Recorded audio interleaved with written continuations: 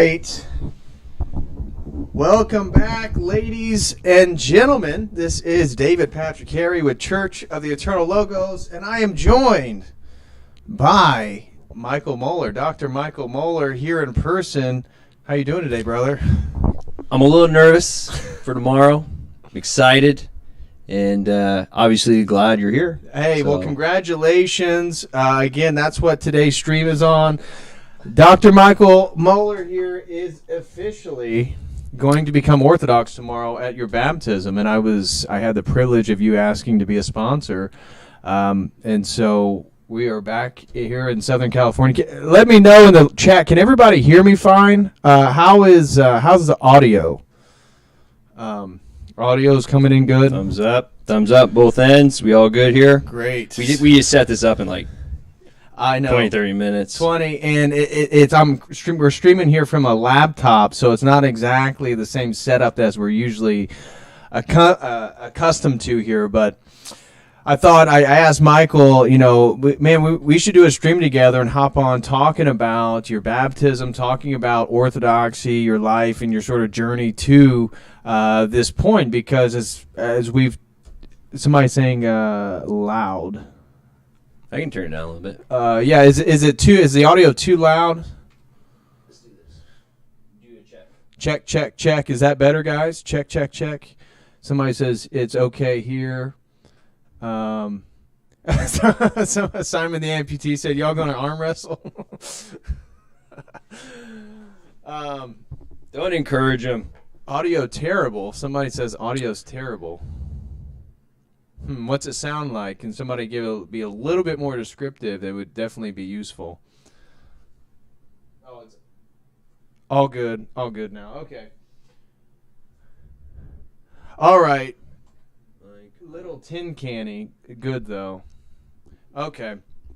Anyways, brother, let's start off this conversation by sort of what's going through your mind here?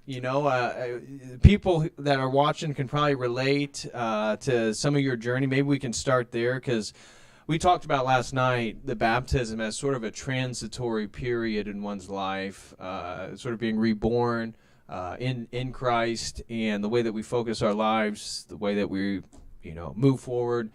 It's a difficult path. So before we dive into specifics, kind of where are you at with this whole process? Tomorrow you'll be getting baptized over at St. Barnabas. Father Deacon Ananias is going to be there with two of his close buddies who are also getting baptized. Bringing in the big guns. Yeah. So kind of where are you at in this whole journey? What's going through your mind right now? Yeah, I mean, for those of you who know maybe a little bit about me, I was born and raised Catholic. Really, I went to Catholic grade school 4 days a week. Not just a keister kind of guy. Reading straight from the Bible from a young kid. And my mom prays her morning devotional prayers every morning. When I'd spend the night at my Busha and Jaja, which is like broken Polish for my grandpa and grandma, like, I was actually it's bittersweet thinking about it, but I'd go over there and we'd pray the rosary every night. And I'm like, man, I got to pray the rosary. It's 15, 20 minutes, and I'm over at, it's hot summer, no air conditioning. So, for me, just to kind of boil a little bit of it down, to really start questioning that, you get this secular mindset, you get in school, the client, and I didn't even really buy into a lot of it. But, I started questioning the Jesus thing just from the logistics, right? And I'd say one of the main things that actually brought me to Orthodoxy, obviously your work, but when we look at some of the figureheads as far as the clergy, right? Like, Father Deacon Ananias, I've watched a lot of his stuff, Father Jarmus, Father Josiah Trenum, Father Peter Hears. So, like, when I would go to a Catholic priest and I'd say, hey, what does it mean Jesus died for my sins? And they're like, well, he died for your sins. I'm like, I don't understand what that means or why it matters, and why can't God just forgive it? Right. Really the theology. And Catholicism, I think, does a very poor job of that, and it's really just kind of become very Protestant. Like, I grew up thinking about, the rapture, right? That was, I'm like, okay, Jesus is going to come, he's going to take the believers away. And there were just so many holes, and you talk to different, and then there's a lot of black guys on the church. And now, to be honest, I'd probably more defend that, just because that's institutions, and that stuff happens. You're more likely to be sexually molested by someone in your family or a teacher. Definitely public school. But yeah, Public school's the worst. and so you boil all that stuff down. At the end of the day, by high school, I was kind of like really questioning things. You go away into state college, and you get in the hedonistic lifestyle. And I kind of lost it, and then. That's where you and I met. It was probably 2015 or 16. Yeah, so that was probably 2015 is when I started that Fractal Universe YouTube channel. And then, I'm not sure, it was kind of early. You messaged me on Instagram, and we basically went back and forth and had the same sort of coming up. You were talking about how you're from the Midwest, Southern Illinois, Indiana, Southern Illinois. You went to U of I. I was at SIU. So, yep. And then, at that time, we were both really into sort of the New Age, Alan Watts, Terrence McKenna, and then we went back and forth. We planned on meeting at some point, and then eventually, through my providence, I got taken to Berkeley, California, and you were in Southern California, and then we ended up going to an ayahuasca ceremony. So, and that was right about the time when I wasn't Orthodox yet, but I had been really diving deep into the theology, the worldview, how it differentiated from so many of the things that we had come up. And I remember even at that ceremony talking about, again, logos, way hammering the logos thing. This is right about the time E. Michael Jones was becoming popular, and you had the Jordan Peterson phenomenon. And we were talking about logos theology, and I was trying to describe to you like why I think, hey, I really feel like a lot of what we've been, it's actually taken everybody Orthodox. I'm like, what? Yeah. I'm like, bro, I was Catholic. Like, you don't know, and there is a level of weirdness, right? And again, I know that now we talk about how the Catholics consider themselves kind of Orthodox, and the Orthodox don't consider the Catholics. You know what I'm saying?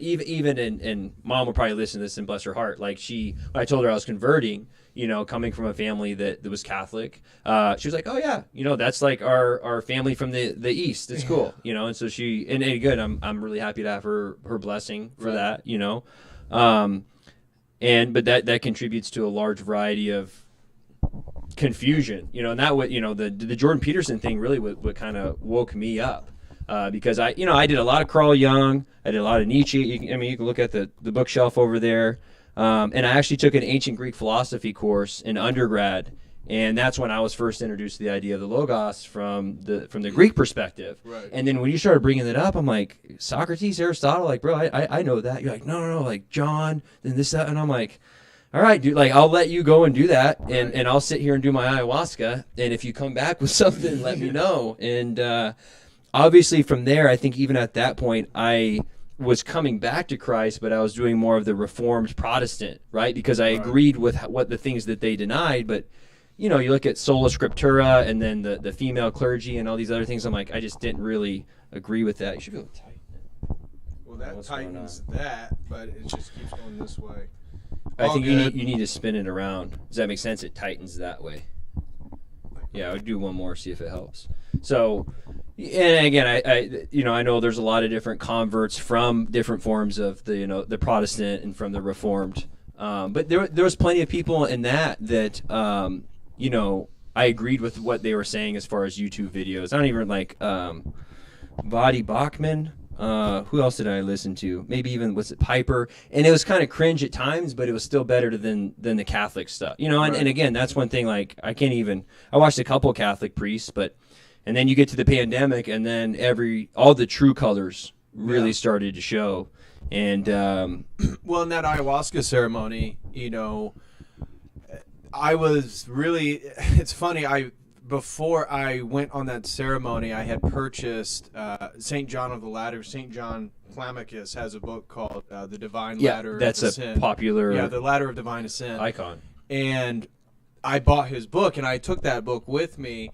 And again, I was not Orthodox yet, but the dots were connecting. And I've said this privately in some of the members' videos describing my ayahuasca experience. But when we got done, I still have the book praying, before the first ceremony. I wrote down a prayer in my, we're supposed to take a journal. Yeah. And it was for God to show me what exactly he wants me to do with my life. I was talking about Christ at that point, though. Again, was I a Christian? I was certainly moving in that direction. And I told you when I got done, it was like, man, I got to do this Church of the Eternal Logos thing. I got to make content. I got to talk about this Logos theology stuff. And that's what I did after that ceremony. It was the last time I took psychedelics. And that was a transitory period, because ever since then, again, I've been people watching this stream. They're watching something that's been created, and you watch this whole process take place. Because at that point, I probably had a thriving YouTube channel promoting psychedelics, promoting the New Age. At that point, it was probably around 60,000 subs. Yep. And I was telling you privately, it's like, man, I can't keep making these. Like, what do I do with this channel? And I'm like, and because it was like weighing on me that I couldn't talk about where I felt like my own spirituality was going, and that it was actually, I was like pigeonholed. I was in Berkeley. I was at this university. I had this thriving YouTube channel, and at the same time, my journey was actually taking me away in a different direction. And so that's when what you guys see now was actually created, and then it's full circle. It's like now, multiple years later, you're joining the Orthodox Church, and so it's funny how the whole story kind of comes full circle, and now we're here in Southern California, where again we're not going to give any details, but it was Southern California where we did our ayahuasca ceremony, and now we're both moving in a different direction, promoting different ideas. Yet, maybe you can speak to because tomorrow is going to be your baptism, and it really is going to be a sort of pivotal transition that you'll always, when you're 50 years old, you'll be able to look back and, oh yeah, that's that was the time that I got into Orthodoxy and got baptized. But maybe some of the providence, the synchronicities, the background and everything that you've done, and how that kind of colors then how you're approaching this baptism and a sort of re-understanding of your own spirituality. Yeah, I mean, to be honest, the discernment, and this is again what I appreciate about Orthodoxy, the level of right, we grow up in this world of being able to try and make decisions of our own, right? And just the idea of pre-lust, and I get into this space, we were talking about last night, Peter here's, he tells a story about how this monk was, so connected to God, right, that he could see his mentor like walking through the mountain coming towards him, right. And to come from this place of magic and this place of wanting to like dictate and figure out what these signs mean. I'm really kind of at this spot where I don't know, I'm really trying to give in, and I told you last night about like, well, I just do whatever the church says. Right. Where before you're on this trailblazing path, you're trying to figure everything out on your own. And I'm finally like, we talked about like, you want to talk about the different heresies. I'm like, look, I'm just going to side with the church. Like, I'm not going to argue, was Jesus, man, God, whatever you want to, Arianism, Marcionism. I'm like, look, I'm just going to go with what the church says. And from a standpoint of being in the New Age and being like, well, okay, am I just a spirit in a body, having a human experience, like all that BS. So there's really a groundedness more than anything for me. And it's kind of weird because as a Catholic, my confirmation name was Peter. And so that really, you want to talk about synchronistic, the arrogancy. To be honest, I picked Peter because I always viewed myself as a leader. Right? And so I picked prideful Peter. Pre-list. Yeah, for sure. And, there's some of that, like, you look at the Protestant movement, it's like that, these people are like, well, I'm not prideful. And I'm like, look, dude, you're the only thing in church. Like, there's no pictures of Christ. Right. You're in a suit, and you basically talk for an hour about self-development and prosperity stuff. And again, you eventually start kind of picking up on that. Getting some robotic sounding. I don't know how you fix that. That's on you. Yeah, I'm not sure how we... How's the sound, peeps? Is it just my voice? Is there potentially some settings we can turn there? Let us know in the chat how it sounds. You guys look a lot alike. Don't build up his confidence. Yeah, don't give him a compliment like that.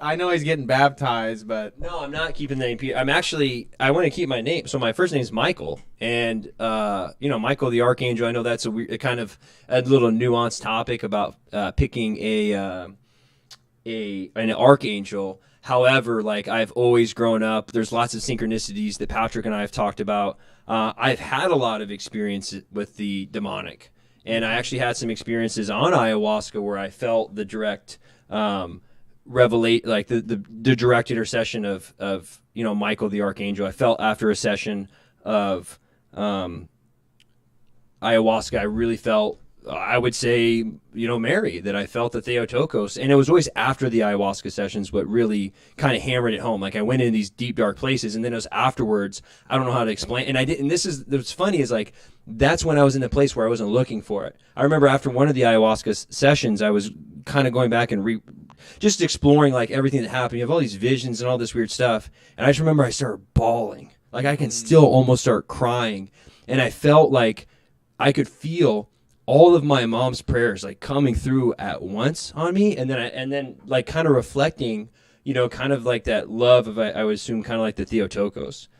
And, so long story short, I'm staying with Michael because it's my name, Divine Providence. It's what my mom gave me, and I have a grandfather named that. Patrick got me this cool little St. Michael the Archangel pennant, and I had that prayer memorized. And I've always felt like a masculine, and I know angels are supposed to be, I guess non-gendered. Yeah, non-gendered. Right? Yeah. But there's still that level of Saint Michael, like combating the demon, right? Like kicking the Satan out of heaven. And that's how I view this all. I think you would speak volumes to, this is spiritual warfare. Right. And my godson, his middle name's George. So again, I feel divine providence. You have Michael. I know you have a George pennant. I have a George icon up there, but just that the tenacity of resisting. And it's hard. Like, Lord have mercy on me. Like, I'm not anyone to say I want to go out and fight the devil. Like, I'm weak in my own strength, and I'm depending on God to give me everything, and I can do all things through Him who gives me strength. And it's been a humbling experience. Just little stuff like you grow up in the world and you want to be the face of stuff, and not even that. Like, you think you're doing it for other people, and really there is that at least half ego, half other people. And then you come into Orthodoxy and you're like, dude, this is not about you anymore. Right. It never has been. Any attempt you try to make it about yourself is just going to burn yourself out. It's going to run you in the ground. Satan, you're going to pride, like everything, just all the circles started spinning in the right direction, and all things led me here. I did tell you my first couple of times at liturgy were, because I went from Catholicism to New Age to Protestantism. Right. So just the relaxation and not working, not servicing. I'm going and I'm listening. And then there's a little bit of flashback to going to Catholic Church, being a little bored, for lack of a better term. And so, but going to liturgy more and more has been better and better and better. Again, divine providence that I got to spend a ton of time going to the Lenten services, which are beautiful, like the Akathist to the Theotokos, and we were doing all these different things. So there was a wide variety. I got to learn more about, just the different. One of the things I appreciated meeting with Father Michael and, about being baptized, he's like, Lude, you guys show up and you got to just listen. Like, what's funny is because even Catholicism, like, you do it a little bit, but there's just not as much attention to that, if that makes sense. Right. At least I think, like, I never had a priest tell me, hey, listen to the prayer before communion. You just go up there and you'd say it, but I've heard multiple, like, you listen to any of the clergy online and they're really, bringing your awareness to those things, like when you're in church. And I do feel like at this point, especially for Catholicism, it's just been on this point of like, what's the word I want to use? It's just monotonous. Yeah. It's just doing its thing, and obviously we can agree. I assume you agree with me. It's just Protestantism at this point. It's just literally following whatever they do. How do we How do you feel about, because one of the things that I've talked about coming from the New Age or the Ayahuasca, there's a lot of overlap. There's a lot of appealing things, and we talked about this in the premium members group last Thursday about how in a way you're almost primed for orthodoxy coming from the New Age for the apotheosis versus theosis. We're all one. Love your neighbors. There's so many small little things about psychedelic spirituality, the New Age, that once you get into orthodoxy, it's quite appealing. But it's definitely pushes against the pridefulness and making everything about yourself. And this past 2 days ago, when I went and had lunch with Father Deacon in Laguna Beach, we were talking about how there's the psychedelics and getting the visions and the emotional highs and how you kind of live off these things. And then as you go into orthodoxy, you say the Jesus prayer, you go to liturgy, but you don't get the fascinating visuals and the tracers and the ecstatic emotional highs. But I was telling him, and he agreed, that it seems like as long as I continue to persevere, I still get all the dots connected. Yeah. But it's a slower process. You go into those ecstatic states, and it's like, I go to the ceremony, I do the LSD, I do the mushrooms, and I have this ecstatic state where I get the dots connected. But orthodoxy, it's like you still... What I found was what I loved was the dots connecting and like seeing the world in a new way. And now it makes sense. And I didn't see this maybe 20 minutes ago. You still get that, but you don't get the visuals. You don't get the psychedelic, and you don't get the emotional highs, which then people are seeking spiritual experience. And so I'm curious then, what's your take on that transition and how orthodoxy takes that away, but then it provides you with like a fullness of spirituality. It provides you with prayers. It provides you with the history. It provides you with the tradition. It provides you with prayer rope, just little stuff that actually you look back in the New Age, there's a lot that it offered that you like, but then it doesn't really give you a full spirituality, a full thing to work from. Yeah, I mean, it's definitely, at the end of the day, it's empty. Like, as far as one of the things I thought was really cool was when a couple things really, but the incense and how they from a New Age perspective, they sage, right? Like I was all about that, just from a naturopathic medicine perspective. When you look at sage and it has antimicrobial effects, myrrh has the same thing. Frankincense, which is boswellia, is an amazing anti-inflammatory. But to go in Orthodox church and the priest is going around sage in the room, I'm like, hey, we did that at my, and then again, you put the pieces together and it's like, no, actually, they took that from Orthodoxy. Yeah, the truth. And that's why I think there is a level of appealing with it. And like we've said before, the New Age loves to turn it on its head. Yes. Right? And it makes it about, it's like crystals and rocks. It's the difference between, like, I'm not praying to the icon, I'm praying to the thing that the icon represents, versus like, I don't have any energy, so I'm going to have this amethyst, which will give me energy. It's like, it's a rock. A rock doesn't care. Like this paganistic, like, pray. And yeah, I've sat in sweat lodges. I've sat with Native Americans, and I did the ceremonies with them, and I was trying to milk, right? And it's the same thing from like a sexual perspective, right? I think like sex is dessert, and if you're not doing all the steps before, you get a real high from it, but then it burns you out, and eventually it'll make you sick. Right. And so when I was doing ayahuasca, when I was doing peyote, I was doing it because I wanted the visions and I wanted all this stuff, and it's empty. But what was funny is even when I did the peyote, we did all of these ceremonial stuff that the Lakotas did. We came out, we ate, like, we would do a prayer, pray to the north, south, buffalo, and we great Tonka, and then we'd come out and he'd be like, nephews, the great whatever God gave us meat, and then we'd eat some venison. He's like, give us the fruits of the field, blueberries, and here's the water from the fresh flowing fields and Mother Earth and all these things. And so there is some relevance to that, but you can, at least for me, I could still feel it was empty, right? So when you come to Orthodoxy and you have all these, like, the incense and then the icons and then these revelatory experiences, and you hear about, one of the big things for me was the pridefulness of, like, well, I'm very, and I'm still prideful about this. I've had a lot of really interesting spiritual experiences I've shared with you offline. I would say a lot of it's demonic.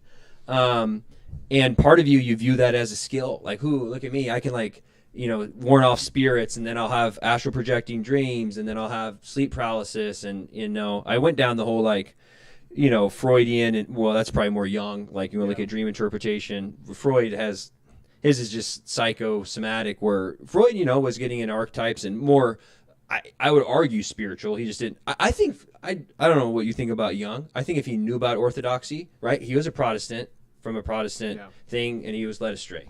Who knows? Well, he was Gnostic. I mean, he turned into be a Gnostic. Well, but I'm saying you and I. Would you say you were Gnostic for a little bit? Yeah, probably around that. I mean, definitely took on the sort of illuministic framework of spirituality. That spirituality was about this entire process of becoming illuminated, and once you attain the gnosis, the secret knowledge, then your job is to like share that with people. And where would you be if you didn't take that Orthodox class in college? Do you think you'd have found Orthodox? Like I'm saying, could you have been Young for 5 or 10 years? Because I probably could have been. Well, so you look at C.S. Lewis, you look at Tolkien. Like I don't know if they had any real exposure to Orthodoxy, and that's where again I don't. Who am I to judge where these people are? And you want to look at, how did the Holy Spirit, invigorate them and intercede for their writings. I love C.S. Lewis. I love, was it Ryan Reeves? His YouTube channel? Yeah, I found all, I don't know, is he Catholic or is he Protestant? He's Protestant. Yeah, which is weird because he's very... in South Carolina. Yeah, he's very big, like he goes through the heresies, and I know it comes from a Protestant perspective, right? But it's still like, it's interesting to me that I don't think a lot of our predecessors, especially after the schism, like they don't know. I didn't know what Orthodoxy was. You brought it up, and I still think Jews, Orthodox Jews. I'm like right. Jews, like the bearded guys, and even that's group. Yeah. So coming to Orthodoxy though it was a fresh breath of. For me, it was the melding because I had my Catholic upbringing, which at the core of it, I don't think I ever really left. I would say, if you talked to me at 23, that I was kind of agnostic or New Age, but I still acted Christian. Right. Like I still, the truth was still the most important thing to me, right? And more than anything, I'm like, I got to be honest. And again, you don't realize that if you're not in like a lot of scientific, secular, atheistic people, right? Talk about morality. It's like, right? You still get your morality from what we'd argue the Logos from a Christian God, whether way you cut it. Right. So I would say I still had those fundamental beliefs and values. And what the fresher breath air was that I could take my Catholic background and then I could mold it with the mystery, like the more mysterious parts of Orthodoxy that allows for that. Because I still I believe in miracles. Absolutely. I believe in, and you would talk about some of these church fathers that have. Are just clergymen the last 100 years. It's St. John of Shanghai, San Francisco. Yep. There's some crazy stories about him. Yep. And, if you're Catholic, there's a little bit of, and especially you get real Protestant, they're like, well, that's woo-woo-y stuff. Until you get to the Pentecostals speaking in tongues. It's all over the place, Right. So it was very invigorating for me to come to Orthodoxy and be like, hey, we still get to use the incense. Like the icons are beautiful. Yeah. I mean, that's a psychedelic experience. Yeah. Staring at an icon. Like if you really sit there and you're praying over and over again, you do your Jesus prayer and you stare at an icon, like it speaks to you. Yeah. Yeah. Guys, smash that like, and if anybody wants to ask us a question or congratulate Dr. Mo on his baptism, feel free to send in a super chat using the Streamlabs link, preferably, if you prefer to use YouTube or Rockfin. Shout out to anybody who's with us over on the Rockfin. We got 3 people over on Rockfin. Shout out to you guys. But the next thing I wanted to ask you was, I've talked about this, and we even talked about it in the premium members group, the temptations that come on this journey into Orthodoxy. And you don't have to get specific about anything, but what has your experience been with sort of self-reflection, self-conscientiousness, understandings of sin? And for me, and I'm sure this is true generally speaking, that as you move forward and move deeper into this process, you become more aware of your shortcomings. Oh, definitely. But when you get, especially for me, when I was getting chrismated and baptized, a lot of serious temptations, like the strangest things would emerge to put me in a position where it's like I could get something that I really, really wanted. You shouldn't get. Yeah, and I'm curious, and it was the strangest thing for me. It was drugs, it was sex, it was different things that were just emerging, and it's like, this has to be some sort of spiritual warfare, because what is the likelihood of this continuing to happen, and like, especially the 2 weeks leading up to my baptism, and chrismation. What's kind of your experience with the spiritual warfare? And again, as we say in Orthodoxy, welcome to the arena. And what's you brought in? Yeah, no, I would say definitely another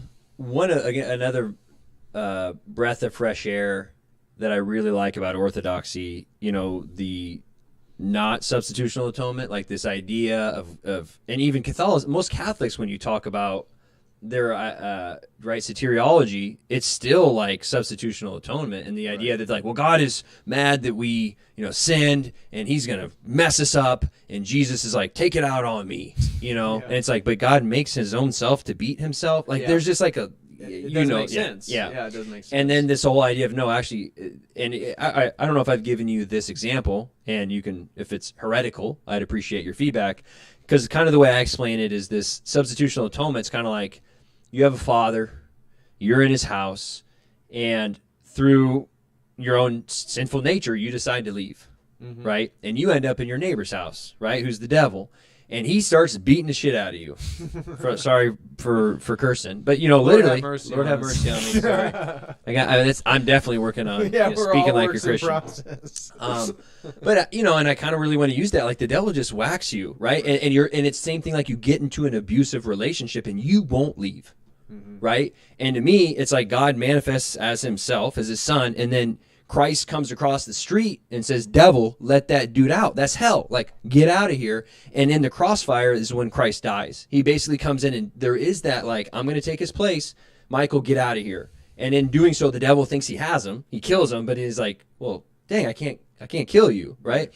Versus the idea that you're born into a house and your father wants to continually beat you, and that Jesus every night says, no, beat me instead, Dad. Like this, and I'm like, and not only that, but this idea of God being love, and when we and love, light, truth, and the more and more we embody that, the more we can be in his presence. Right. And again, the example I use for some of my Protestant friends or some of the inquirers is I talk about God being the sun, and if you've been inside for too long and you're not used to him and you come outside, you're going to get sunburned. Right? So this idea of hell is just you are in such a sinful nature, and that's the other idea of I use as hell when people talk about hell. I'm like, hell is the point of no return. Like there are people, you get addicted to something, God could intervene and change it, but at some point, it's the same thing in a relationship. At one point, there's no going back and it's ruined. Yeah. And that's what hell is. You eventually, and it's kind of like, I don't know if this is heretical, like the idea, like if Satan, God would save Satan if he would repent, but he won't. Yeah, by definition. But God, by definition, would. Yeah. If Lucifer said, hey, dude, I messed this up, can I come back? Prodigal child, really, at the end of the day. And so that, again, really brought warmth to my heart, and just it's a sleight of hand from this substitutional atonement, this wrathful God. I think I still get them mixed up, Marcionism. Oh, right? Yeah. The God of the Old Testament isn't the same as the New Testament. Yeah, which I kind of bought into that, to be honest, right? I'm like, well, this guy's wrathful, and then I'm like, but wait, how do I decide what is wrathful? Yeah. Right? And I still get that. I'm like, well, if God gave me my life, in the same way if I give my son a car, and he crashes it, I'm going to take it away from him. Like, dude, bro, like, no, son, I'm not giving you this car. So if God gave me my life, who am I to judge that, right? And I actually, my sister had a really inspiring story. Having her third baby, her uterus ruptured. They had to do an emergency C-section. They almost lost the baby. And it was funny is I had a YouTube playlist, and it was actually some of the Protestant speakers, but there are a lot of like the Hagee, but they're cool. They're well done. I've said spiritual warfare. And, they were sitting there. She had emergency surgery. Like, I won't go too much into it. It's very traumatic. She almost died. And this was, come out and talk to my brother-in-law at 1 a.m. But anyway, she just kind of said, and I, was very touched by my sister, because she's like, God, you gave us this baby.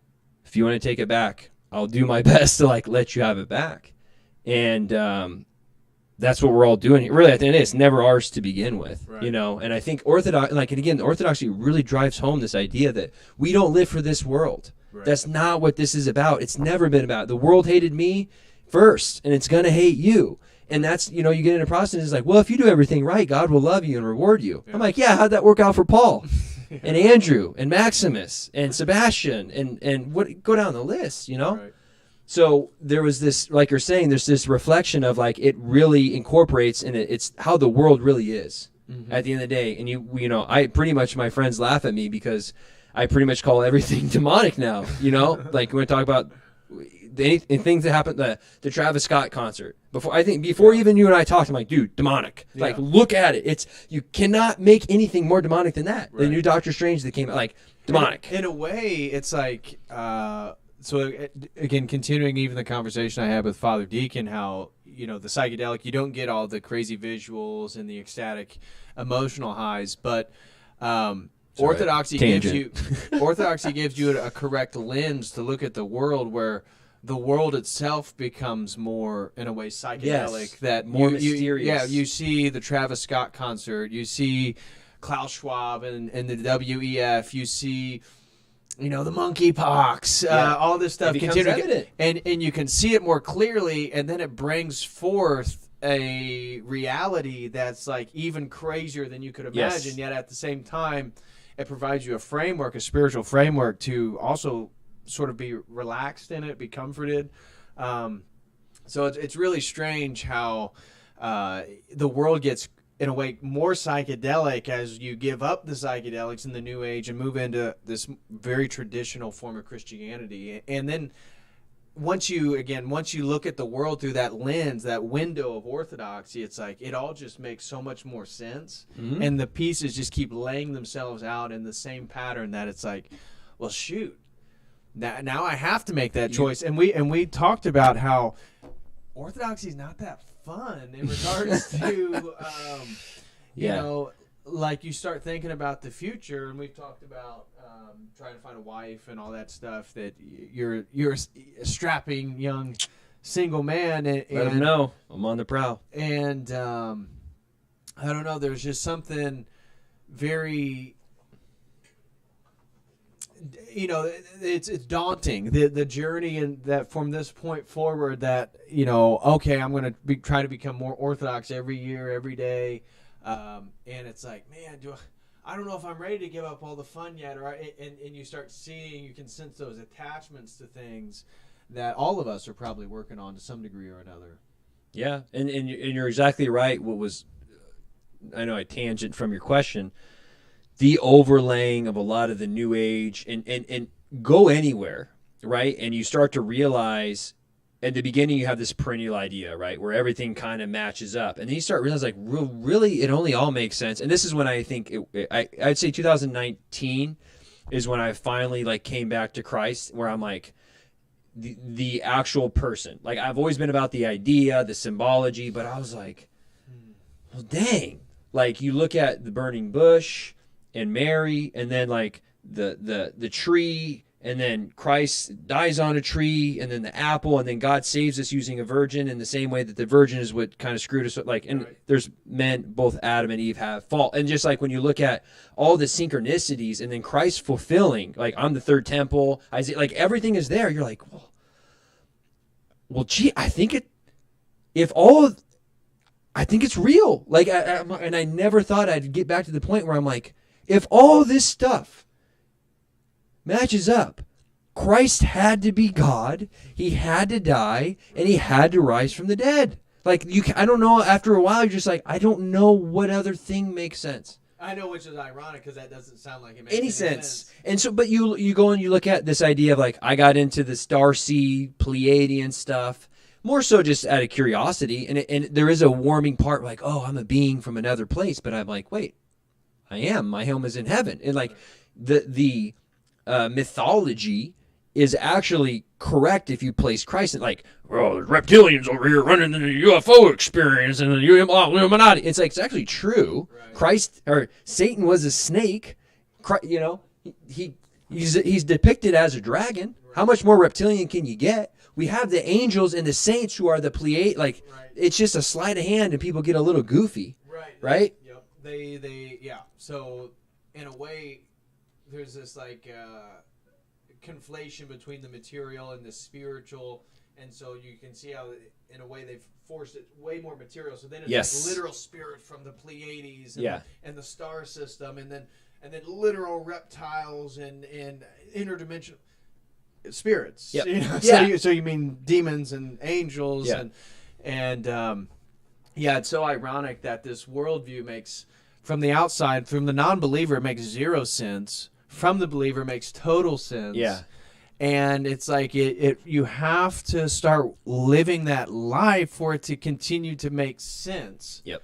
And then that's the whole journey. That's the whole walk in faith and everything. And that's why this Orthodox thing, even though, again, I crossed over, if you will, before you did, you can't give it to somebody. It's not like the psychedelics where, oh, I've done LSD. Here, let me give you some LSD. And then we do LSD together. Now we're both sort of jumped into a similar place. It's like Orthodoxy, you can't do that because it literally is like this transition of your heart that, oh, I really do want to know what's true, Lord, you know, and then the next thing for your own journey falls into place for you to better see where to move next. Yeah, and it's hard. We've talked about this as far as you get so warped, bent, and twisted in a certain way. Like, you know, you're eating McDonald's, you're not going to the gym. Going to the gym and to quit eating McDonald's is then hard, right? Like, I go to the gym, obviously. I go to the gym every day, pretty much. I haven't eaten McDonald's for 10 years, right? Never will again. I told you, like, dude, I will not eat before I eat that garbage. And I'm talking anywhere out.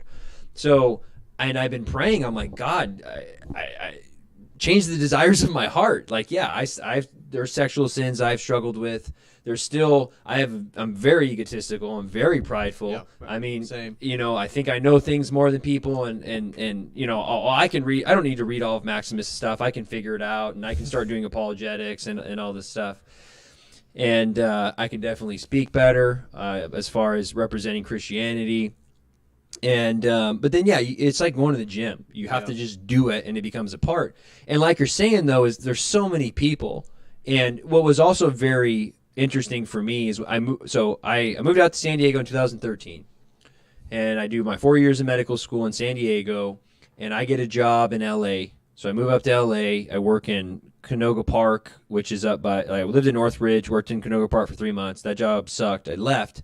I get a job in West Hollywood, not knowing a whole lot. I kind of knew, but I didn't know until I got there. And so I lived in Sherman Oaks. I told you, I drove through Laurel Canyon every day, and it took me like an hour to get to West Hollywood. So I was in it, dude. I was like the only, like, I went to the 24-hour fitness. I was the only straight dude there. Right. And there's no girl. Like, literally, it's just 50 gay dudes and one straight guy. And I'm like, dude, it's just like, I can't. Sorry, I'm not into that. I'm getting out of here. Right. But and then as I was in that, that's when I really humbled myself, because I thought, hey, I'm gonna move to California. I'm gonna be a naturopathic doctor. I'm gonna move to LA. I'm gonna become like this celebrity doctor. I'm gonna get on TV. I'm gonna do all this stuff. And I get a job in West Hollywood, making six figures. Think I'm living the life, and then it just was super empty. And that was, again, I would say the first part where God was really tugging at my heart. And I'd wake up in the morning, I'm like, look, God, I don't know what's best for me. Can you get me out of this? Can you get me out of this? Like, it'd be really cool for me to stop working here. I think it's not good for my soul to be here. And yeah, I got a job that paid me more hourly with less hours. And then I moved back to San Diego. And then I went into a Catholic church, and there was it was in Rancho Santa Fe, which is sat next to Philip Rivers that day. Church. Okay. And but there was a room. I still have a picture of it. There's a kneeler, and it's this little room, probably like as big as here. And there's the picture of this guy hugging his son. I went in there and just started, like, again, I could start crying. Like, I got out of L.A., I'm in church, and I, prodigal child for sure is me. And and then I went to lunch, and I had I ran into a friend who asked me how my morning was going. You were talking about synchronicity in the arena. And he's like, hey, how's your Sunday going? I'm like, it's good. And he's like, what'd you do? I was like, yeah, I went to church. And he goes, church? You went to church? And he's new agey, and he's like, what are you going to church for? I'm like, well, I just, I don't know, I felt like I want to go to church. He goes, dude, the Catholic Church, like, full of all the rapists and the serial killers, and they're, part of, blah, blah, blah, blah. I'm like, yeah, they're not the best, like, and then he started talking about how all religion's evil, and I'm like, man, right? So then I have to get into it. So you want to talk about coming into and that was just kind of the first part of it. That was 2018, but definitely things have sped up. So what's funny is I haven't talked to one of my buddies. He did ayahuasca, and he moved to Peru. and became a shaman. He messaged me this week and was like, "Hey, bro, I'm going to be back around."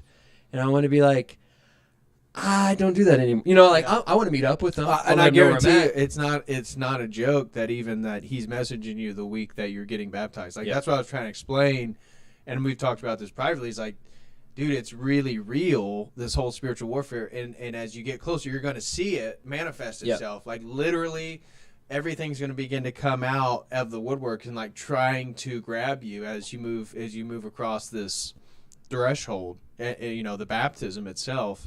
And so you haven't even told me that until right now, but that makes total sense with everything I've been trying to tell you about. Like, hey, bro, I wouldn't be surprised if somebody walks up to you that you knew and literally had, psychedelics right there ready for, I wouldn't do it. I know, but you know what I'm saying? It's just like, I talked to that guy in like 4 years. And so what's also funny is like, I'll go as deep as like saying like when I was on ayahuasca, I was Graham Hancock and I was down all the Alan Watt and Terrence McKenna. I was down these rabbit holes. And I remember, like, on ayahuasca, I don't know how to else say it, but it was like, you need to move to Peru and be a spokesman for me, is the best way I put it. Like, in the same way I feel God has called me. Like, it was like, and it pridefully, and again, who knows how the heck that stuff works. Like, if ayahuasca is an actual deity or whatever, I mean, it's a false god. If it's a god, I'll for sure say that. But when I was on that stuff, I was like, hey, you're good looking, you can talk, you're educated. If you became a shaman, you could help more people find their spiritual center through ayahuasca. Yep. It's like, what are you doing in medical school? Like, why don't you throw it all, like, take a risk and move to Peru? And one of my buddies did. I was in the same session with him, and I'm not unconvinced. Like, when you do those sessions, a lot of people have some of the same experiences. Right. You know? Dude, I'm telling you, I saw the craziest. I don't want to divulge into all those. I've debated on how much of that I should share. To be honest, if I'd have did my YouTube channel the way I wanted to, I'd have been talking about that 4 or 5 years ago and telling people to do it. So thank God I didn't, Right. But again, providence, it's still providence in one way or another. And I remember when we did an ayahuasca ceremony that you wanted to, because I was talking about the Christianity stuff and I wasn't sure how I felt about everything, but I wanted to do another session because, a psychedelic experience. Because I had a lot of questions coming up in my life, didn't know what to do, where to go. And you wanted to do your medicine and you wanted to incorporate the psychedelics as medicine. And that's the way you talked about ayahuasca then. And so now, again, as the journey progressed, you see how, and even the psychedelics, it's not that you can't have positive experiences or benefit in one way or another. It's that they really do. They are theurgic tools. Yep. They literally are opening you up to a reality that you really shouldn't be in. No. It's absolutely real, and you can have positive experiences due to the grace of God. I had them. That's one of the reasons I kept doing them. Is that at least in the false light made it seem very pleasant, but even then Christ pulled me out of that. Because the last two I had were very Christian themed and brought me out of why I should be doing that in the first place. So the whole psychedelic thing is very complicated. I understand, the John Hopkins, the clinical trials with PTSD, but it is an absolute reality that it opens you up to spiritual entities that can take you over, that can do something. And that pridefulness.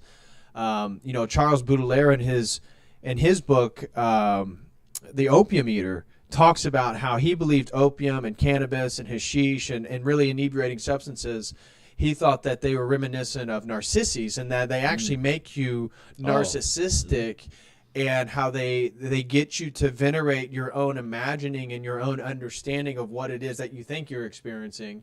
And he said, I do believe that they can help with creativity, but from his experience, and he was addicted to it at one point, he thought it literally made you narcissistic. Mm-hmm. And it's like, now that we're out, it's like looking back, it's like it absolutely does. And you can look at the people I know that are still there, and that's exactly it. They're prideful. There's a narcissism. They have real serious addictions, and that's why that comfortable place of the New Age and the psychedelics, it's why they're still there and they haven't progressed. And then it relates back to Orthodoxy. That suffering, that perseverance is actually how you progress. And that's what everybody's trying to avoid. Yep. And yet Orthodox saying, no, that's the only way you can move forward. Well, and it's funny is a lot of the circles I sat in, and I want to make sure that I can word this right, but a lot of times they'd say, like, just let the medicine do what it needs to do. Don't try and control the experience. And every time I did that, I honestly felt like I got so spiritually attacked. It was stupid. And I remember, like, I was in one of my experiences, and I just felt attacked is the best way to put it. And so I imagined, and I don't know if I manifested, and I imagined, like, I was in this experience, bad things were happening. I'm like, dude, I'm going to get on the back of, like, this white dragon, and I'm going to just fight all this stuff. And that's literally what I was cuckoo. Game of Thrones. For real. I have to call you Khaleesi. Yeah. No, I was white dragon, bro. It was like Blue Eyes White Dragon. Yeah, Yu-Gi-Oh! And it was funny, though, because the shaman the next day argued with me. He's like, dude, that's a bad symbol. The dragon's a terrible symbol. And again, I can agree with them on that, but I was not there's a level of, like, they're like, let the medicine do it. There's a level of, like, no discipline. There's a level of, like, let it happen. And I'm like, no, that's not how life works. Right. You get disciplined, you do something. And so for me, I still had stoic tendencies. I still had discipline. I still believed in the Logos and the truth, and I knew how the world works. So when I go in there and I listen to these shamans and these other people who are, like, into breath work and stuff, and they're like, just let the experience do what it wants for you. And to be honest, you go down rabbit holes that there were times I'm like, ooh, I don't think I should keep going. But I was like, well, that guy told me, just let it keep going. And I got down some gnarly rabbit holes, dude. I've told you, like, I've been to places on ayahuasca that I would atone to hell, like, worse than being a lot. Like, there were times where one of my experience was literally, I had the most, and it actually, Romans 8:28, God uses all things for good for those who are called according to his purpose and love him.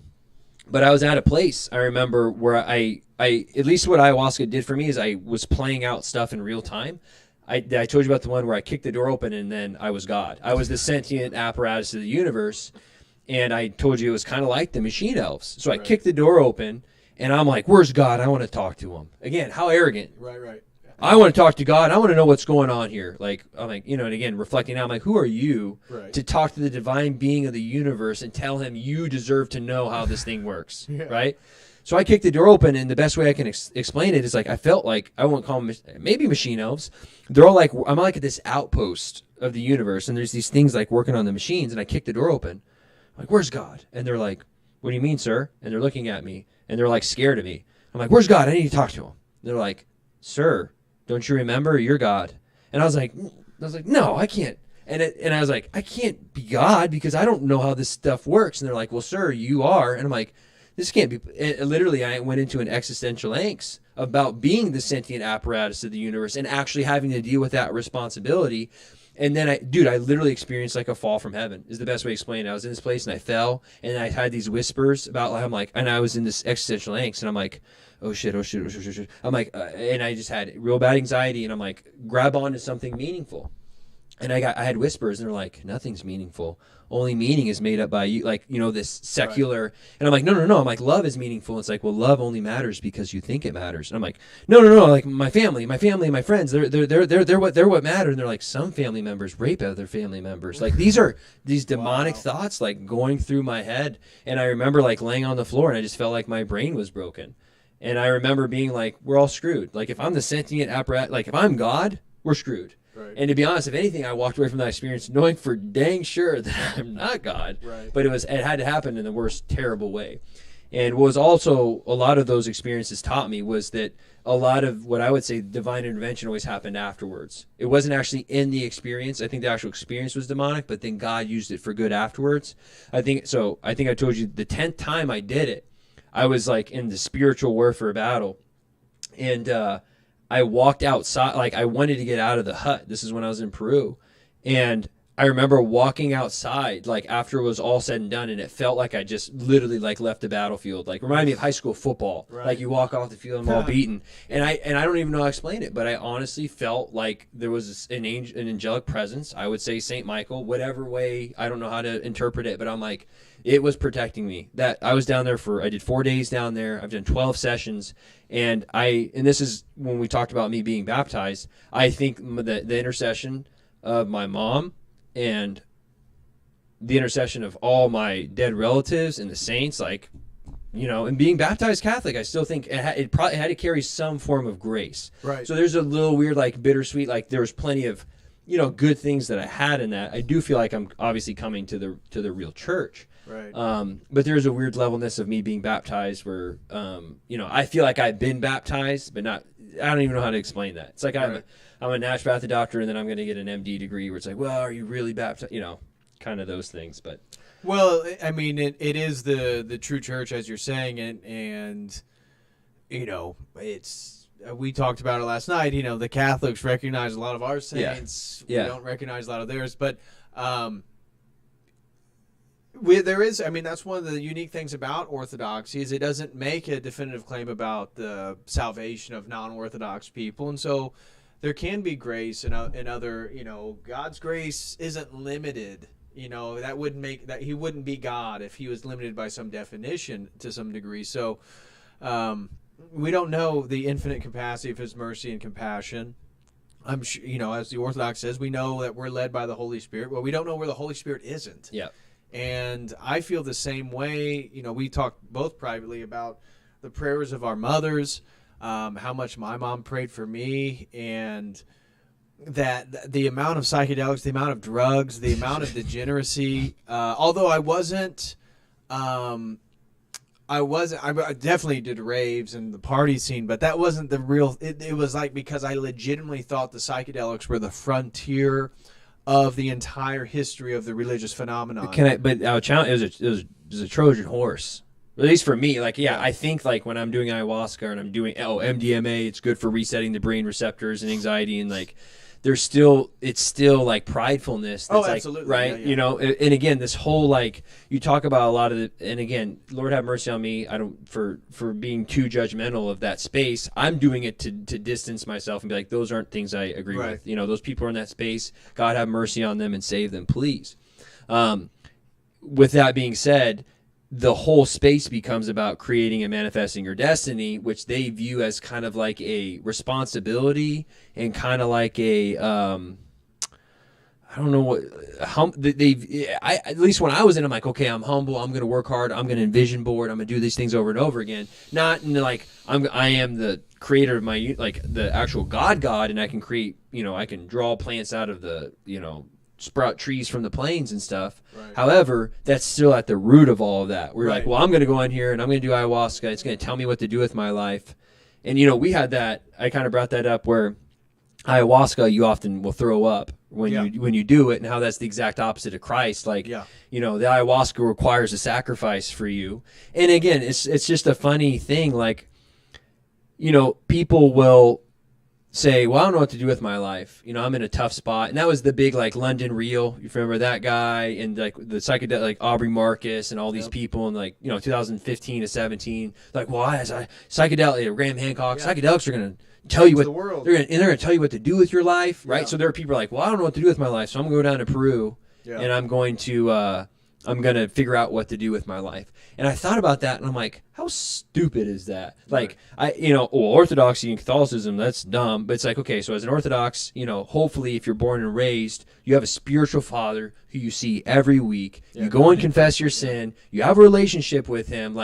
That's a guy you'd probably go to and say, hey, I don't know what I'm to do with my life. Can you give me guidance? Versus, I'm going to fly to Peru. I'm going to have jet lag and layover. I'm going to take a psychedelic substance and go, pretty insane for a couple hours. Then I'm going to talk to a guy who doesn't speak my language and knows nothing about my culture. And then then I'm going to know what to do with my life. Right. You literally couldn't make it any weird or any more wrong. Yeah, that seems so much more logical than the whole confession in the church. Yeah. And it's just when you come out of that, right? You come out of that, and I'm looking back at my life, and I'm like, what was I thinking? Right. And again, not to judge people that are going through that. God have mercy on me and save me, because somehow He brought me out of it. But it's, obviously I fell for it, and that's where I still pray for a lot of people in that space that God brings the revelations that I was lucky to have. And I talked about you. I'd love to have you back on my channel. My channel has been mostly TRT and peptides and that, but I'd love to, more than ever, right? We have a spiritual crisis as far as health. Right. How about I pull up? We don't really need to get into the shooting, but I would love to. I was looking up stats. Be careful with the algorithm. Yeah, on fatherlessness though. I posted this, right? I'll just, hey, 90% of homeless and runaway children are from a fatherless home. Wow. 85% of all youths in prison come from a fatherless home. That's 20 times the average. 80% of adolescents in psychiatric hospitals, fatherless homes. 71% of abuse users. 70% of juvenile correction facilities. 60% of rapists. You're 9 times more likely to be raped or sexually abused in a home without a biological father. I mean, dude, 7 times more teen pregnancy, 4 times likely to live in poverty, twice as likely to be obese, twice as likely to not graduate high school. Of the 25 incidents at school, 75% of those kids were in at least a broken home, if not fatherlessness. Wow. And isn't that the perfect recapitulation then of the absence of God in your life? And so the masculine role, and so all those pathways, those different statistics, all those are different pathways to death. Yep.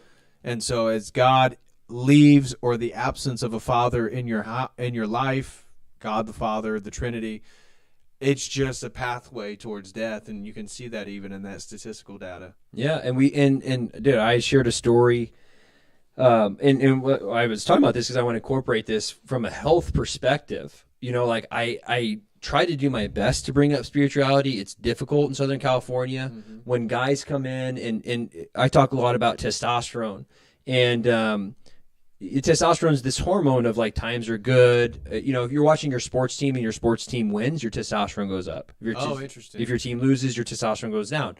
You know, there's a positive feedback with that. So I have guys that come to me and they're lacking meaning, and they're like, "What am I doing?" I'm like, "Man, you probably go to church." You know, like literally, I'm like, that is what will get your life going in the right direction. Right.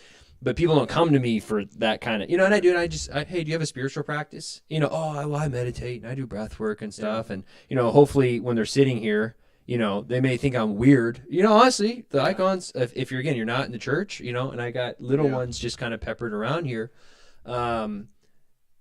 It's kind of weird. And then, I definitely want to bridge that gap. But from a health perspective, you know, I want to talk about fatherlessness. I want to talk about men being men again. You want to talk about what's going on in school right now and what's happening to this generation. Yeah. And the hardest part about really talking about those things, like, dude, I went to medical school with girls who were single mothers, and hats off to them, because we it's a double-edged sword. Like, they raised their kids, they did all these things, like, wow, you're a baller. Like, I can hardly get by on my own. Right. And I'm not here to attack those people and say, you never know what happened, right? Like, sometimes there's situations like the dad dies or he was a beat. Like, I'm not here to judge those situations, right? And it's hard to have these conversations, be like, hey, look, that's what happened. And at the same time, let's look at these statistics, and let's look at the boys growing up right now, and girls, right? You know, and that you know, you want to talk about a low T epidemic.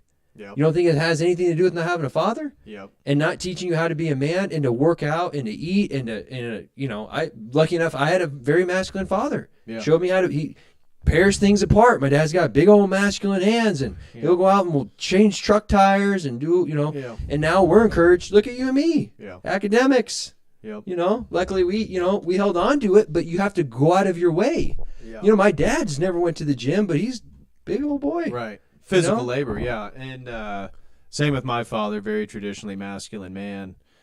And, you know, Satan's after the kids. Whether you get into the sort of ritualistic magic, you get into the sacrificial offerings within pagan traditions throughout history, the best quality sacrifice is actually a virgin, and usually a child, usually then boys and girls. And so you start looking at what's happening to the kids, and you can look at the latest shooting in Texas, and we were just speculating here, but potentially the gender confusion of the shooter, some of those ideologies at hand, and how it's all anti-traditional masculinity, and in so doing, it's propagating children, allowing to be groomed, putting them in a place of confusion, allowing them to become preyed upon by, from again this Orthodox perspective, the people evil, you know, people inhabited by spirits of evil, by demons themselves, that we can see this entire culture basically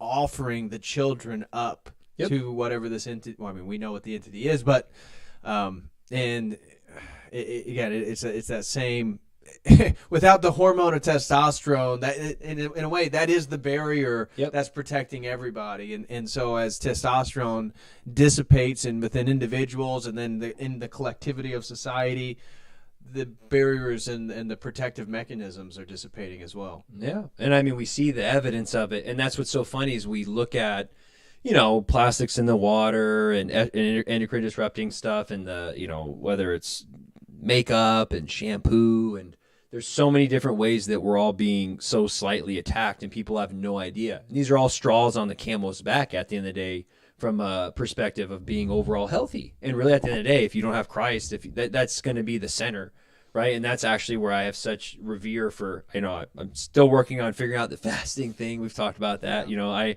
eat a very paleo-ish, carnivore-ish diet, so I'm still getting on board with that. Father Michael said, "Hey, just, you know, you're already pretty restricted with what you eat, but we'll get to that."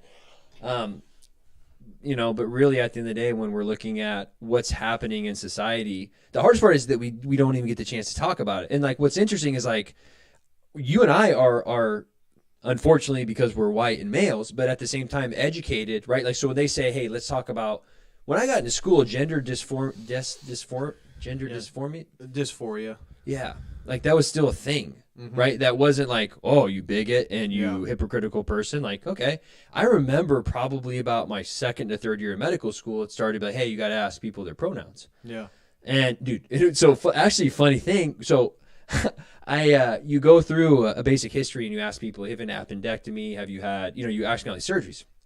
And, I kind of played along, and I asked a woman if she had and to be honest, it was halfway on accident. So I'm just reading, "Have you had heart surgery? Have you blah, blah, blah." And I asked her, "Has you had a vasectomy?" She was going, "No, no, no, no, no." And I said, "Have you had a vasectomy?" She goes, "Yes." And I go, and she looked at me with dead straight face, and I was like, "You had a vasectomy?" And then she started laughing. She was like, "No." Do you know what I mean? Like, we're literally in the part of the world too, where you look like a woman to me, but I don't know. You know, and in San Diego at that point wasn't too progressive. I know you were really, you know, San Francisco was getting hit hard, Portland and Oregon. San Diego kind of gets that second. You know, LA definitely gets hit with that. But now, like, the fatherlessness, the gender stuff, like, you can't even speak about it. But what's interesting is from a perspective of, like, you and I, like, I'm very well educated. You know, I got 5 years of undergraduate, 4 years of graduate. Like, what more do you need from a person to talk about a topic like that? And obviously, it's just whoever fits their agenda on these topics. Right. But it's still, it's really dumbfounding to me when we look at everything that's going on, like fatherlessness, and how it's not even talked about. Right. Really. Right. You know, and it's sad. No, it absolutely is. And that's why then again, people getting baptized and going on this journey that you yourself are going on is the only way to correct this entire ship. You know, we're on the Titanic. It's hit the iceberg. The only safety boats are for the people that sort of go on this journey, and you know, I know that's controversial for a lot of people to be so emphatic about one truth or one religion being true, but obviously that's why we're here. It's a direct reflection of the universe. Like, I get this a lot because, again, I can always like to metaphor it from a health perspective when you want to talk about diet. Some people will be like, "Well, I think the vegan diet's better," or "I think the paleo." I'm like, I think the quote by Socrates, Plato, that his argument with the sophist. The sophist says, "Well, there's no real truth," and Socrates is like, "No, there is a real truth. Just because we may never know it doesn't mean it doesn't exist." And so I talk about that with diet. Like, you come in, you sit down. I'm like, I personally think a paleo-ish style diet is the best diet. Like, you can have your meat, you can have, you know, grass-fed, clean stuff, and you don't have to eat carbs. Really, I think you can get by without them. But you eat sweet potatoes, carrots, like you can, you know, maybe even rice every now and again. I don't think, you know, I'm still on the fence about bread. Okay. Because what's interesting about that is the Eucharist. Yeah. And then part of me thinks they purposefully GMO'd it and covered it in pesticides. Do you get? And I think, like, so Christ, and my again, who am I to think this? And maybe there's a position on the church, like, why did Christ pick bread and not meat? Or like, probably because not everyone had access to steak back then, right? So Jesus didn't say, "I'm the steak of life, everyone who eats it," you know what I'm saying? Right. Versus bread, it's like, it's for every person, it's easily accessible, like Christ. Well, and it rises, so that's one of the differences between leaven and unleavened, is that the Catholics take the Eucharist of unleavened bread so it doesn't rise, which obviously that's part of the theology of the New Testament, of now this sort of sacramental bread rises as his body is that bread, and his body rose.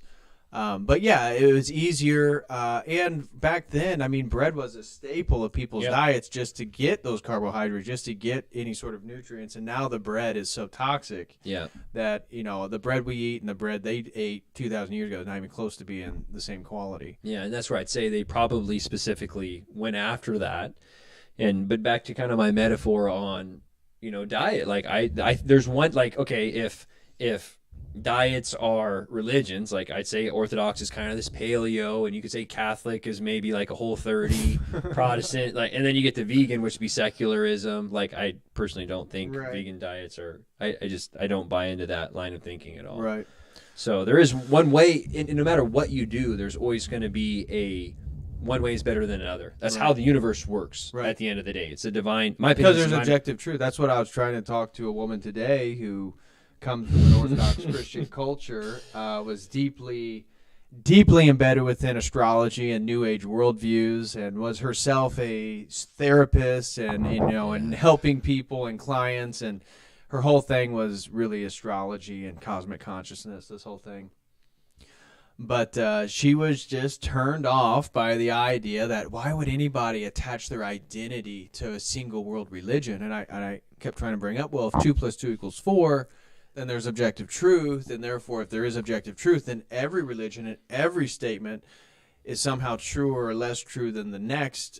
Just to open it up, I wasn't even trying to tell her, oh, you're totally wrong.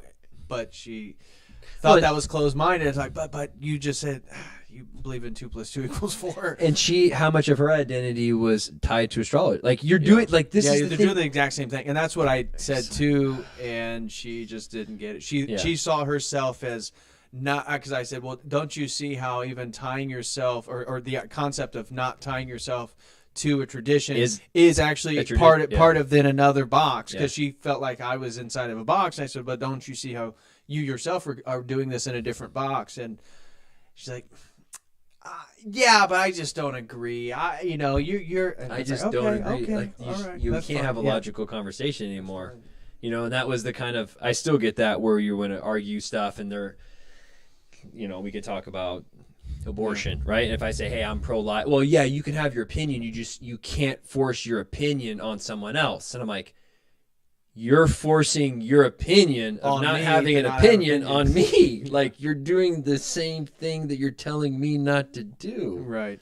So, well, that's the self-projection and the mirrors. And that's why then the repentance and Christ as the mirror of ourselves prevents us from falling into that self-projecting so much that if we're actually following Christ, then therefore we're really authentically looking at ourselves, and therefore we're not of the religion of be a good person, and therefore then I project all my negative qualities on everybody else, which insinuates that somehow I'm always perfect and everybody else is wrong. Yep. I shared a video of Father Jarmus was talking about that, and how easy it is for us to become Pharisees. We don't think about it. No one thinks they're the Pharisees. Everyone thinks they're Christ or the apostles, when really it's like, and I'm sorry, again, I hope nothing comes off too judgmental. I'm a sinful man, and I've come a long way, hoping that I'm getting closer and closer to Christ every day. Like, I'm very sinful. Like, I did all this New Age stuff, going and playing with, relationships. I've done terrible things there, and, just...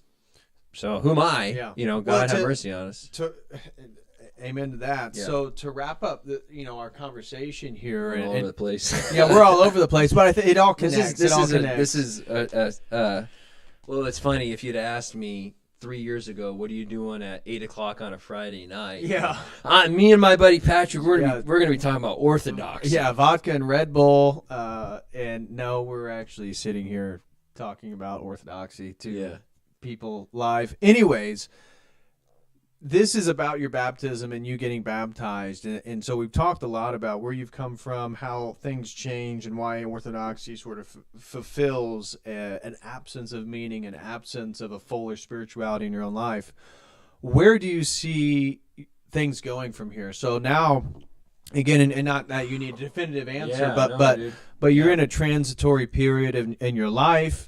And so now probably the way you re-envision your own career, your life's purpose, where you want to be. I mean, wherever you feel comfortable sharing, but maybe we can wrap up the conversation. And that tomorrow you'll be brought into the church. Sunday you'll receive the Eucharist for the first time. You're officially Orthodox. Where do you see your, that relationship in regards to your life's trajectory, or maybe your goals? That have they changed, or what's your thoughts on like life moving forward? Yeah, definitely. I mean, I would say that it's been a slow transition over the last couple years. I want to have faith at the end of the day that things will work out, and I get a little scared. To be honest, I get a little overwhelmed when I look at, comparing myself to the saints, and I'm happy I shouldn't, right? And you and I are similar. Like, I want to be the best. Yeah. Which is like, how do I want to be numbered in the saints, and it's like, dang, that's. I guess we tamper that by saying I want to be the humblest. That's what you get what I'm saying? And I've really enjoyed your talks with Father Turbo. Yeah. And I'm like, man, that guy, like. Yeah, shout out to Father Turbo. Bro, Father Turbo, you blow my mind every time. And it just sits back. And again, the hardest and scariest part for me is giving up this control and allowing the church to kind of tell me what to do. Right? Like whether it's how I treat a woman or how I speak or what I'm doing on Sunday, all these things. And I get a little, like, I look at the saint, and I've been reading the lives of the saints, and I read that. I'm like, wow, they did that. I'm like, man, I can't even like say my prayers at night, you know? And I'm like, and there's an overwhelmingness that happens with it. And there is a little bit of guilt that I get when I stumble, I've confessed twice now, and, I've said the same, things. I'm like, and I don't want to give myself there's this level of like, how do I be hard on myself, but how do I be nice on myself? Yeah. And Lord Jesus Christ, Son of God, have mercy on me. I at the beginning, I thought that was, I don't even know how to describe it. I thought it was mercy. Like, I didn't think it was a good prayer, just to be honest. And now I'm like, I understand it. Yeah. 100%. It's the best. Yeah. It's literally the most concise. It hits, and that's why it hits everything about Orthodoxy. It's like it literally is entirely about humility and repentance.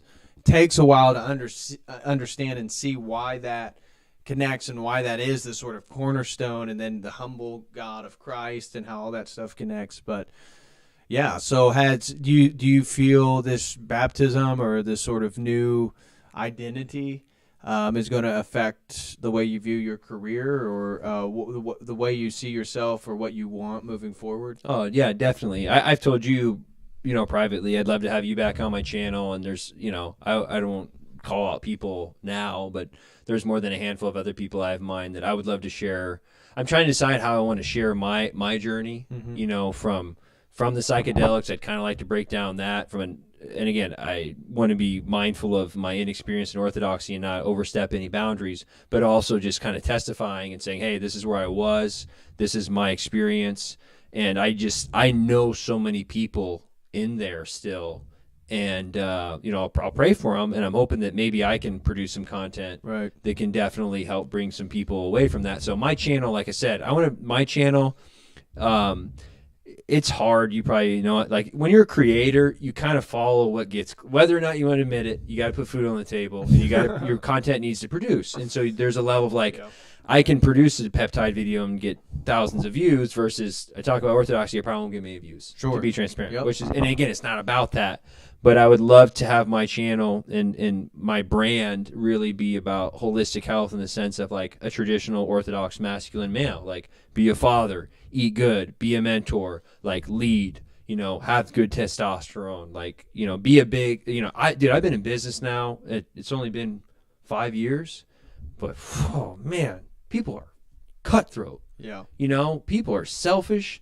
And, I would hope that I would have some of the people that I've worked with speak up for me. Like, I've had a lot of bad business deals, and, not being hard to that, like this idea of Christ, man, just like having the power to blast everyone with lightning bolts and to let them crucify you, Yeah. And I get mad when someone cuts me off in traffic, so holding myself to that standard of, this, like you're saying, once you come around to the arena, then you realize just how sinful you really are. Right. Where I used to think, hey, I'm a good guy. I go to church on Sunday. I tell the truth. And then you have to really get into this, like, where am I deceiving myself, or am I allowing myself to be deceived? Right. And I'm like, well, I just kind of looked at that girl. That doesn't count. Like, that wasn't bad. Or, and then it's a tiptoe of totalitarianism and from the satanic perspective. They get you in this little bitty ways. We've talked about that from a relationship and dating wise. You go a little too far, you end up in a bad place real quick. Yeah. So, obviously that's on my agenda. Find me a good woman, have like 10 or 12 kids, run up to the mountains, get ready for the kingdom of God, Yeah. So. Certainly something's at hand, and being somewhere near the mountains seems the most ideal at this point. Yeah, shout out to everyone going to Montanica. Yeah, shout out to Montanica. We'll be there. We'll be in an Airbnb in Butte. It'll be fun, so, man. Brother, thanks for this conversation. I feel, again, humbled and honored that you asked me to be a sponsor. I've been praying for you for a while in regards to this whole Orthodox thing, and then again, I've never pushed it on you. So your text to me about coming around, that's totally been your own volition, because that's one of the things. Just with a lot of people in my life, I don't push this too hard on people because I found it's really not conducive. The best thing is literally just to pray for people in private. Dude, it's so powerful. I one of the most inspiring things, and that's one of the things that I actually have a couple people that, how do I say this night? Like, I'm kind of like, man, he probably never will, but I'm going to try. I'm going to pray for and like I told you, the one dude, I talk to him all the time. He's atheistic, says God is statistic, F word, and I'm like, dude, I'm praying for you, bro, every night, and I just, it's kind of fun. I'm like, man, if I can, how cool would that be? And I see it in some of the people around me, at work, seeing this stuff, asking questions about it. I just pray that God can use me in a way that I can bring more people to Him, really, at the end of the day. And I'm a sinful man, so hopefully, He can do something with me, and, we'll see, though. Amen to that. I know we got a couple super chats, guys. Make sure you smash that like. I'm going to read these super chats real quick, and then we're going to hop off here. I've already been streaming for an hour and a half. First super chat comes from Pim Orsos, and Pim, I am working on your sponsored stream. All right. He's the one and he can attest. I have Arthur Koestler's The 13th Tribe with me. Mm-hmm. I'm interested. I've been reading it. That's cool. I'm going to have to navigate that topic in a very sensitive way.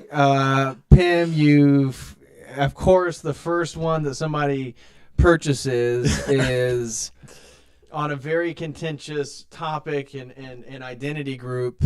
So thank you for that. It is fascinating, and I really do enjoy that book. But I'm going to figure out how exactly I can present that material in an algorithmic.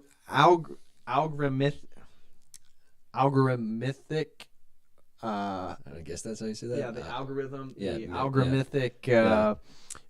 Suitable way, so the algorithm doesn't get me, and all of a sudden, my channel no longer exists. It's only a matter of time, folks. But so, anyways, I digress. Pim throws in $5. He says C.S. Lewis is great. The Screw Tape Letters, one of my favorites. You guys ever read Rudyard's poem on the copybook gods? No, I don't know. No, I don't think I've never read that either. Pim, I will look that up. Rudyard's poem on the copybook gods. No, I'm not familiar with that. Oh, I had a side tangent. You were reading the Ayahuasca. What were you reading? The Ladder of Divine Ascent. I had Ralph Waldo Emerson, Self-Reliance. But what was interesting is the page I had open most of the time was that God will not have His works manifested by cowards. So small little. That was the main. True. Like I had that. I think I told you. I felt like I was wrestling God in that session too. Remember that? Yeah, I remember that. So that was a very intense session. So Pim, thank you so much, brother, for the $5 super chat. Agree, big fan of C.S. Lewis and Tolkien. And I have not ever read Rudyard's poem on the copybook gods, but I'll definitely check that out, Pim. And I promise your stream will be coming.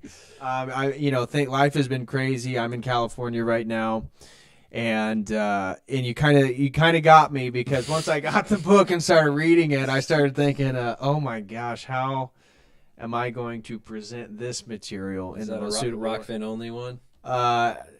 It may have to be to say all the things that I really think are interesting and the dots that have connected, because Pim sent me that book, and there's a lot of dots that have connected for me. But that may be a Rockfin exclusive, a free Rockfin exclusive video. We'll see. But thank you so much, Pim, for that, for the super chat, and thank you so much for purchasing and sponsoring a stream. I promise I'll have that done here soon. Next super chat comes from Boneman538. Throws in $100. Thank you so much, Boneman538. Incredibly generous. Thank you very, very much, Boneman. Wow. He says, Emmanuel, with us is El, the Almighty God, had to come into the system via the flesh to buy us back and redeem the Elohim who made man in their own image. The Vatican is in the shape of a snake, largest altar being a dead sheep inside of a serpent. Oh, very interesting, Bone Man. Very interesting stuff there. Yeah. Have you dived into the Vatican? Like, you've seen the cathedral there that looks like a serpent looking back at the pine cone thing. Oh, right? yeah, the pine cone. But then behind the Pope, they have, I think it's the Last Judgment. Have you seen that? The one where they're like coming out and Christ almost looks like a tree or something. Yeah. I've seen that one. That's something else you might have. Yeah. Well, I mean, my gosh, they got Pachamama on the altar over there at St. Peter's Basilica. It's supposed to be the holiest church in all of Catholicism, and they venerated Mother Ayahuasca. I mean, that's what Pachamama is. It is the ayahuasca spirit, according if you ask the tribal people. So. How ironic, again, this was not planned, but how ironic that Pachamama in Catholicism is the spirit that then, when we went to that ayahuasca ceremony, everybody's trying to get in contact with Grandma Ayahuasca, right? Yep. That is Pachamama. And so now the Vatican's on board with Pachamama, and we are then moving away from that whole thing. Usurped, for sure. And I get that, right? That's kind of like this usurping of the Theotokos. Yeah. Really. Exactly. It's a total false version, and that's what Gaia is. That's what this whole goddess worship stuff is. It's all the inversion of the Theotokos, and not venerating a woman based on why do we venerate the Theotokos? Because she gave humanity to God, that she was a mother, she was a virgin, and then a mother. And so then you look at all the other these concepts of goddesses, and it's like, well, those things aren't what you don't venerate because they're a virgin, and you typically don't venerate them just because they're a mother. It's like, well, they're sexual, or they're ecstatic deities, or whatever it is. So yeah, very, very ironic there. But Bone Man, thank you so much, brother, for the very generous super chat of $100. And again, rereading Bowman 538 says, Emmanuel, with us is El, the Almighty God, had to come into the system, the matrix, via the flesh, to buy us back and redeem the Elohim who made man in their own image. The Vatican is in the shape of a snake, largest altar being a dead sheep inside of a serpent. So thank you again, Bowman538. Next super chat comes from Pano, our Greek brother, throws in $2 and says, welcome to the faith, doctor. My biggest suggestion to you is to devote yourself to the Mother of God. Without her, you cannot be a Christian. Amen, brother. So, and actually, I still, we'll see. Father Michael said it's okay if I pray the rosary for a little while. So there is a Orthodox version of the rosary. I don't know if you're familiar. Yeah, there is. I don't have that prayer memorized yet. Yeah. I still have my Catholic prayers. I can rattle them off, and I have the rosary. But again, the Hail Mary is just scripture. Hail Mary, full of grace, the Lord is with thee. Right. So. No, I'm just messing with him. Yeah. But thanks, man. I'm on it. My priest actually said that he started praying the Orthodox Rosary, and that for some reason it came to him, and so he has it memorized, and he recites the Orthodox version of the Rosary often. And I wasn't aware until I talked to my priest, and so he was telling me about that. And I love that. I have a big obviously big place in my heart. for the Theotokos. For yeah, sure. absolutely. And so that's we a need great. her. We need her more than ever. Like, oof. Yeah. Yeah. So Pano's totally right. You know that now is for coming from Protestantism. You know, you don't pray to the saints or venerate the Theotokos, but then as New Age, you have all this goddess stuff, and then it's like, then you come back to Orthodoxy, and then you have a place to sort of put that feminine, divine spirit. You know, not that it's divine in regards to a goddess, but the Theotokos. There's still a reverence for females, right? Which other religions honestly don't have. Right, like so not like you're saying, they have the sexual Aphrodites, like okay. Sexual stuff, I won't get too explicit, versus, wow, a woman growing up in the temple who come from a family of God. Dedicated virgin, temple virgin, yeah. Then bears God. So, yeah, great comment by Pano. Again, God bless you, brother. Thanks, a man. fellow Hoosier. Midwest, Greek brother. Yeah, Pano's over in Indiana. He's been over to Subdeacon Mark's house with me. We actually smoked tobacco. He's got tobacco. He's got a pipe just like you, Pano. Yeah, but bro. He's got what, butter pecan tobacco? Butter pecan. Yeah, so a little bit different tobacco than we smoked. You'll have to make the drive out here tonight. It's only it's only 30. I think it's 36 hours from Southern Illinois. Yeah, So no big deal. No big We deal. can see you by maybe late Sunday night. Anyways, thank you, brother. Shout out to Panoni. Again, he said, welcome to the faith. Doctor, my biggest suggestion to you is to devote yourself to the Mother of God. Without her, you cannot be a Christian. And I will say, just to say, he does have multiple icons of the Theotokos. So I think someone complimented, I forget what you call the three-piece. it's Someone in the comments will tell us. I forget the exact name. Yeah, someone commented on it. Well, he's got a more beautiful one at home. But anyways, thank you, Pano. Next super chat comes from the Orthodox Logo. Shout out to Ian Schema Beats. He throws in $5 and says, good talk, guys. May God continue to bless you both. Glory to God and your baptism. Praying for you. Also, DPH, I need to know your schedule so I don't stream at the same time. Haha. Just dropped a new one, y'all. So check it out after this. Christ is risen. Truly, he is risen. So thank you very much, Ian. God bless you and your family. Hope everybody's doing well, and really appreciate it. This was kind of a spontaneous stream, so normally they're posted a little bit earlier. We were going to do it at 4:30, and then needed extra time, and then it was 5:30, and then I lost my car keys in the rental car. And didn't get here till 6, and then it was set at 6, and then by the time we got all this audio equipment hooked up to this laptop, it was pretty much 6:30. So it happened kind of sharp, but thank you very much, Ian. Everybody go check out Ian's stuff. Again, the Orthodox Logos throws in $5, and he said, good talk, guys. May God continue to bless you both. Glory to God on your baptism. Praying for you. Also, DPH, I need to know your schedule. Yep. And Christ is risen. Truly, he is risen. Well, God bless you, brother. Truly, he is risen. And hope nothing but the best for you and the family. Next super chat comes from Frankie D. Throws in $3 and says, could you respond, or could you expound on God's will not to have his horse or voice manifested by cowards? Also, how can a man cease his cowardly behavior? And then you can respond however you would like, Michael. The idea is we're called to fear nothing but our own judgment. And so Psalm says wisdom begins with fear of the Lord. So a coward is clearly fearing something to a significant degree outside his own judgment, outside the reality of God.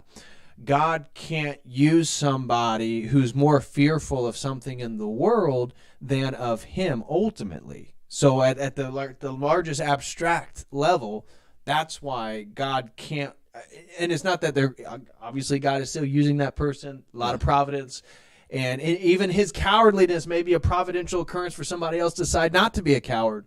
But ultimately what's being said is to be a coward is to not have the bravery, the faith in God to stand in front of the serpent. I mean, that's what St. George is. That's what St. Michael is, the warrior saint.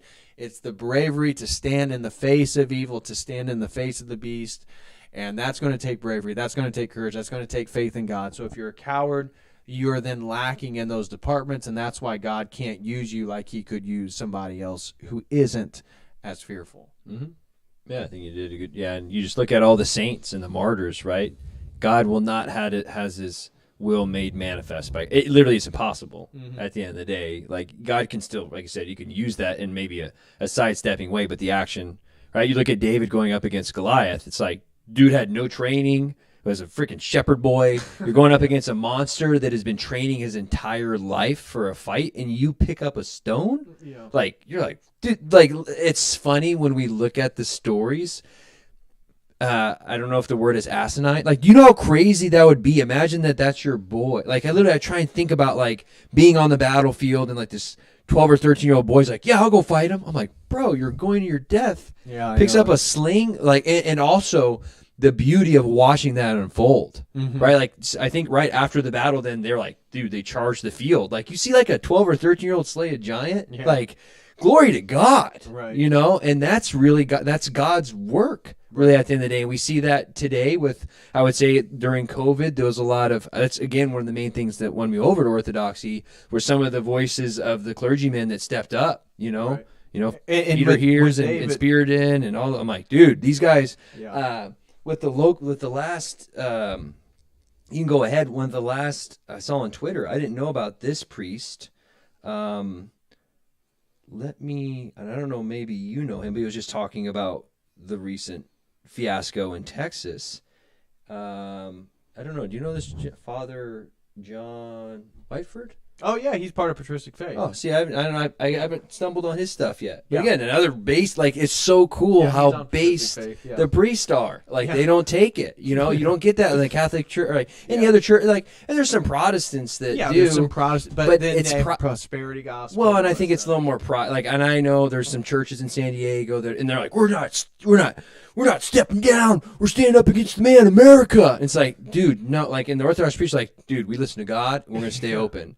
It's a little bit of different energy. Yeah. It's a different. Yeah, it's a much more humble. Yeah. Right. So that, like, the intensity of the energy, it's like the Orthodox is, it's more in a way sort of it's more difficult to penetrate. Yeah. It's a more consistent, reverent energy that. Yeah, we're going to be open, and then you see some elderly woman, like, shuffle in. It's not like everybody's virile, America first, like, shirts.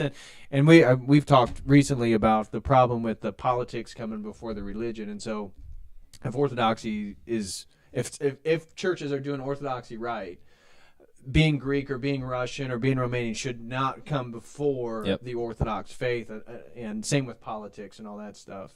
Well, and like you said, that diffuses, we talked about last night, the idea of magic, and when the powers that be put these spells out, right, there is this possession of these people that act in a certain way, and then you have this kind of reaction on the opposite end, and the Christ way, right? Like, Christ is pulled in front of the crowd, and he sits there, not like, you guys shouldn't be killing me. Let me go. Why are you guys picking Barnabas? Barabbas. Like he just sits there, and like I've seen that again. That there's a lot of Orthodox clergy that have just walked the walk so well, and that really helped with my conversion. So shout out to all those. And cutting back to your example with David and Goliath, what I wanted to say was David is a perfect example, because him as the shepherd boy facing Goliath with his slingshot represents the lack of cowardness. But his life is full of sin, full of murder, sexual adultery, all these different things. So you see again how God uses sinful people. All of us are sinful, but when you're a coward, there's a little bit of a different inability for you to be a sort of conduit and a willful agent of the Lord to some degree. So and it brings us hope, right? Yeah. Like, Lord, that's the psalm that David writes after Nathan comes and talks to him. That's the one we, Lord, have mercy according to thy great mercy, So. And it looks like the last super chat comes from Eleni, Greek Orthodox. Shout out, Eleni. She throws in 20 Canadian dollars and says, "God bless you both, Orthodox brother in Christ, for the great content." Well, thank you so much for all your support. I truly appreciate it. God bless you and your family. And again, welcome, Dr. Mo, to the Orthodox faith.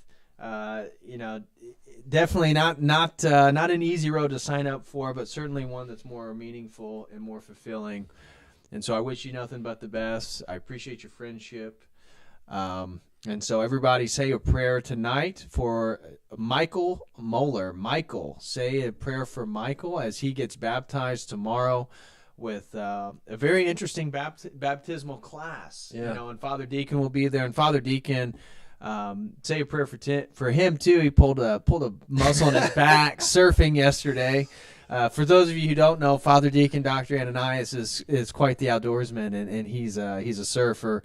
So he'll be serving on Sunday. So the first time Mike will be able to receive the Eucharist, Father Deacon should be serving if he's able to with his back pain. So make sure you say a prayer for Michael, and make sure you say a prayer for Father Deacon Dr. Ananias. God bless you guys. Thank you, everyone. Please smash that like, and maybe we'll do another. Maybe we can get Father Deacon on Sunday or Monday, and we can all stream together, do another one of these.